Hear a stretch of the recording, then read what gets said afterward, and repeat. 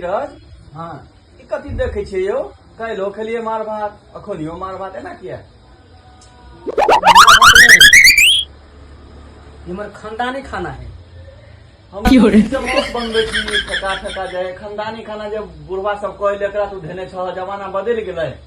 जमाना भले बदल जाए लेकिन खानदानी खाना नहीं बदला के चाहिए। आप बेसी अपराध यहाँ पे कहे ना कि 100 साल की उम्र अभी तक जैसे छुपल राखल है। हम तो कह पेट तक खराब है पेट ठंडा है द्वारे तू पेट तो खराब है कैसे छिलते छिलते के बात है। दवाई नहीं लेना है दवाई ये तो खाली खानदानी खाना ये है मेन चीज मतलब आयुर्वेदिक दवाई।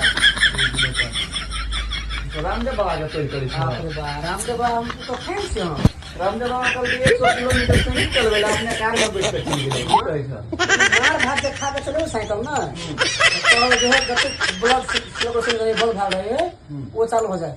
अरे बाप रे हाँ नो नो नो नो शुरू कर दिया ना कल